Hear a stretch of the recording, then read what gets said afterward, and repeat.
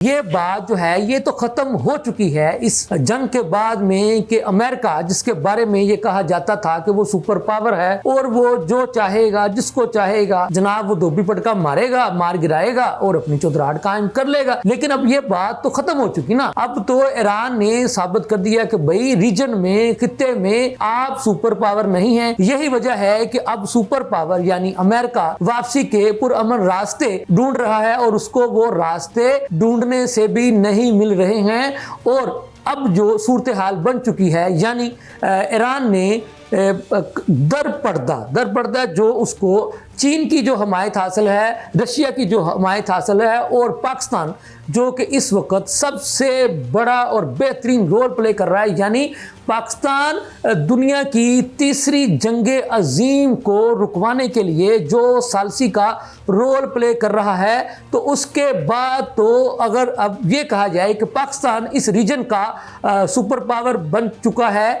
तो ये बेजाना होगा। पाकिस्तान को अल्लाह ताला के फजल करम से इस वक्त जो इज़्ज़त मिली, जो पजीराई मिली, वो किसी से भी ढकी छुपी नहीं है। यही वजह है कि व्हाइट हाउस ने बराह रास्त जो है फील्ड मार्शल जनाब आसिम मुनीर साहब के साथ रब्ता किया। व्हाइट हाउस ने पाकिस्तान के वज़ीर आज़म जनाब शहबाज शरीफ साहब से रब्ता किया और कहा कि आप लोग तीसरी जंग अजीम को रुकवाने के लिए जो रोल प्ले कर रहे हैं वो इंतहाई बेहतरीन और मुस्बत रोल है। और ख़ुद व्हाइट हाउस ने यानी अमेरिका ने और उनके तर्जमानों ने ये भी कहा, माना, तस्लीम किया पाकिस्तान का इस वक्त बतौर सालस जो रोल सामने आया है वो नहायत ही बेहतरीन और एक मुस्बत रोल है और इसके खातर खा नताइज भी बरामद होंगे। दूसरी जानब जो दूसरा फरीक है यानी ईरान, उसने भी पाकिस्तान की इस सालसी की जो कोशिशें हैं उनको सराहा और कहा कि हाँ पाकिस्तान इस सारी सूरत हाल में जो भी कहेगा, जो भी करेगा, ईरान उसका भरपूर साथ देगा। तो ये पाकिस्तान के लिए अल्लाह ताला के फजल करम से एक बेहतरीन जो है वो खबरें हैं। दूसरी जानब आपके इल्म में भी है कि आबनाए हरम जो है वो इस वक्त बाकी तमाम ममालिक के लिए आपको पता है कि एक नो गो एरिया बन चुका है। आबनाए हरम में इस वक्त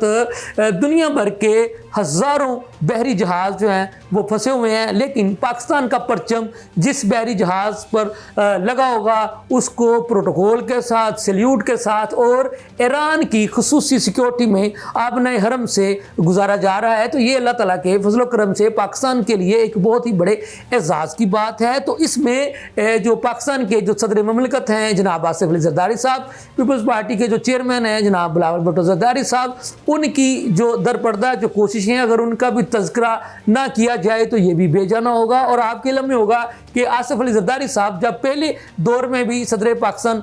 बने थे तो तब भी उनका जो है ना वो ज़्यादातर जो दौरे थे, जो मेल मुलाकातें थी वो चीन के साथ थी। अब भी उनकी जब वो दोबारा सदर पाकिस्तान बने तो तब भी उन्होंने ज़्यादा रुख जो है वो चीन का किया। तो यही वजह है कि इस वक्त चीन ने जो कायदाना किरदार अदा किया पाकिस्तान के कहने पर, वो भी एक बेहतरीन किरदार है। और मैं आपको एक बहुत बड़ी खबर देने जा रहा हूँ कि स्टेल्थ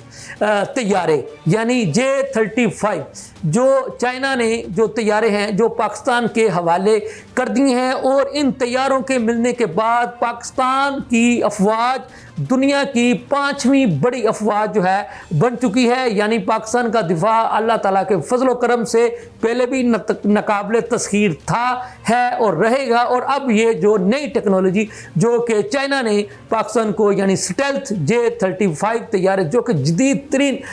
तैयारे हैं वो पाकिस्तान को दे दिए हैं, यानी पाकिस्तान के दफाई सिस्टम में ये तैयारे आ चुके हैं। तो जैसे मैंने पहले आपको ये बताया कि इस वक्त जो अपने आप को कहते थे यानी ट्रंप साहब कि मैं एक सुपर पावर हूँ, मैं जो चाहूँगा मैं कर सकता हूँ, तो जब उन्होंने ईरान के साथ पंगा लिया